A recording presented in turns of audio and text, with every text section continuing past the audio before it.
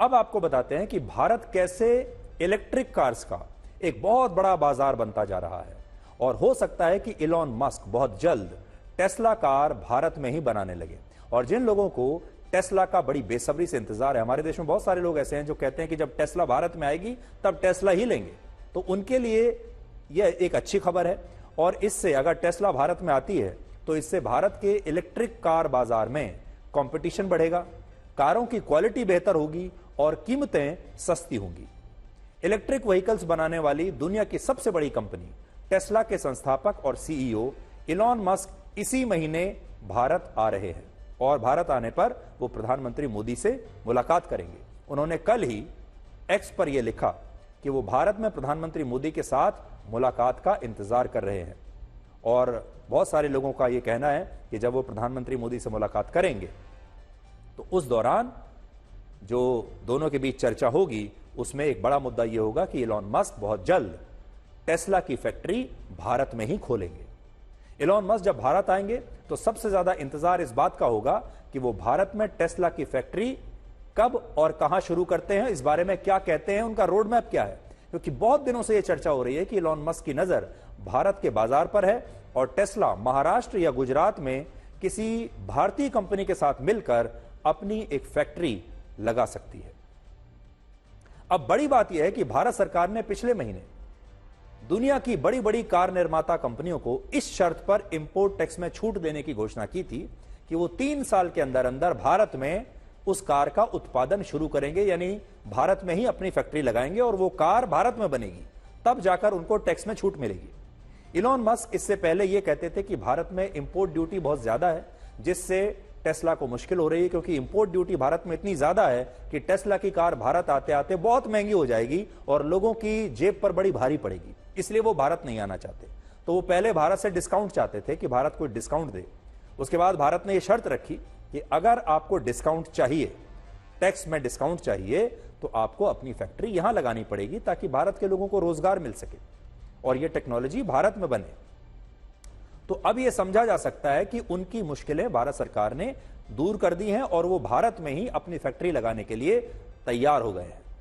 लेकिन टेस्ला के भारत के बाजार में दिलचस्पी दिखाने की एक बहुत बड़ी वजह यह भी है कि अमेरिका और चाइना में टेस्ला की इलेक्ट्रिक कार्स की बिक्री अब घट रही है और इस वर्ष के पहले 3 महीनों में, तिमाही में, टेस्ला की गाड़ियों में 8% की गिरावट आई है, जिससे इलॉन मस्क काफी परेशान होंगे क्योंकि अमेरिका और चीन बहुत बड़े बाजार है। एक हैरान करने वाली बात यह है कि अमेरिका, जापान और दक्षिण कोरिया जैसे विकसित देश इलेक्ट्रिक कार्स को अपनाने में पूरी दुनिया से पीछे चल रहे हैं और वहां अब भी लोग पेट्रोल और डीजल वाली कारें ही चलाना ज्यादा पसंद करते हैं और इलेक्ट्रिक कार्स की जो संख्या है वो अमेरिका में बहुत कम है।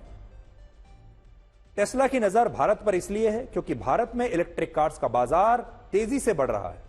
पिछले वर्ष भारत में कारों के बाजार में इलेक्ट्रिक कार्स की हिस्सेदारी बढ़कर 6.8% हो गई। यानी अगर आप तिमाही की बात करें तो अब जो नई गाड़ियां बाजार में खरीदी जा रही हैं भारत में, उसमें 6.8% गाड़ियां इलेक्ट्रिक कार्स हैं। और यह एक बहुत बड़ी बात है क्योंकि दुनिया में सिर्फ 32 देश ऐसे हैं जहां इलेक्ट्रिक कार्स की हिस्सेदारी 5% से ज्यादा है। 32 देश।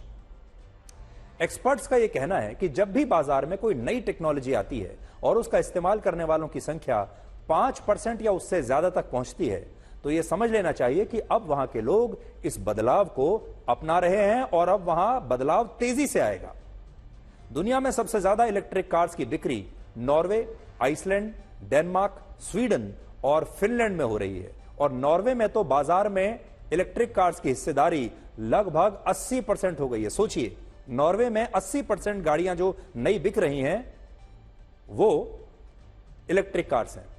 आइसलैंड में 58%, डेनमार्क में 45%, स्वीडन में 40%, फिनलैंड में 35% नई गाड़ियां जो हैं वो इलेक्ट्रिक कार्स हैं। अब देखिए, इलेक्ट्रिक कार्स की चीन में जो परसेंटेज है वो है 24%, जर्मनी में 20% गाड़ियां इलेक्ट्रिक हैं और ब्रिटेन में भी इलेक्ट्रिक कार्स की हिस्सेदारी 18% हो चुकी है। यानी ये सारे देश वो हैं जो इलेक्ट्रिक कार्स को अपना रहे हैं।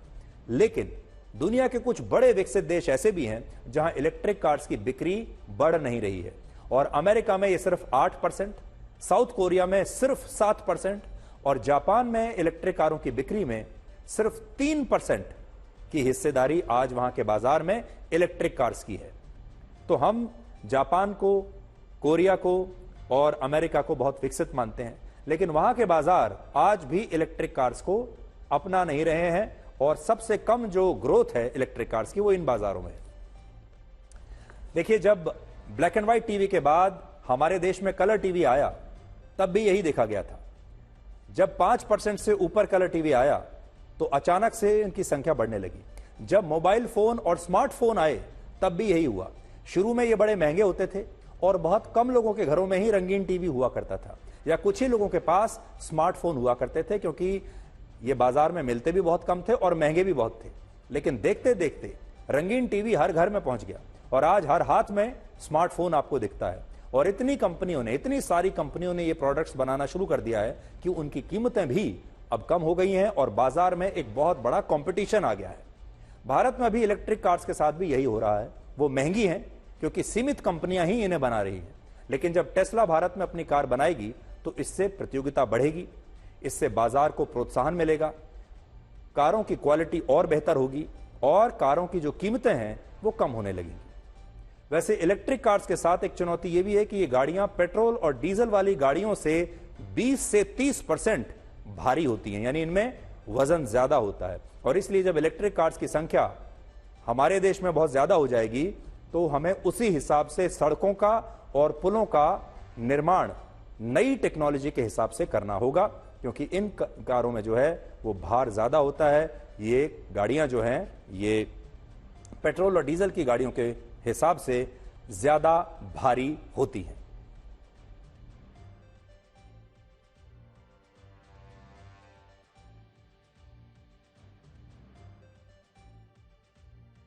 तो आप इंतजार कीजिए, हो सकता है कि बहुत जल्द टेस्ला भारत के बाजारों में आ जाए और जैसे कि पूरी दुनिया धीरे धीरे बदल रही है, हो सकता है भारत का जो कार बाजार है वो भी धीरे धीरे बदलने लगेगा।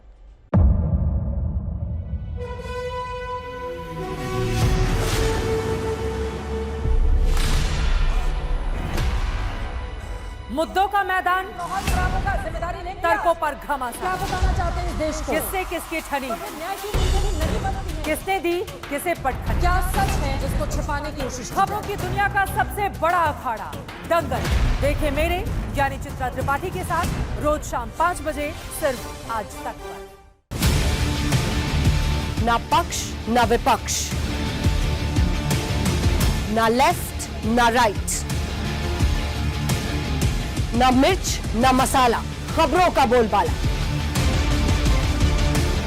निडर निर्भीक सबसे सटीक स्पेशल रिपोर्ट सिर्फ आज तक पर। एयर रेड के ये सायरन समय समय पर आपको सुनाई देते। शौर्य की, भारत और चीन के बीच साहस की, सभी बाढ़ग्रस्त इलाकों का हवाई सर्वेक्षण किया है। सरोकार की, गाजीपुर में किसान से बातचीत करें। संघर्ष की, कश्मीर को आगे बढ़ना होगा। संयम की, भावनाएं भड़की या दंगे भड़काए गए। सवालों की, जनता के लिए, जनता के द्वारा, जनता की दस्तक। श्वेता सिंह के साथ सिर्फ आज तक पर।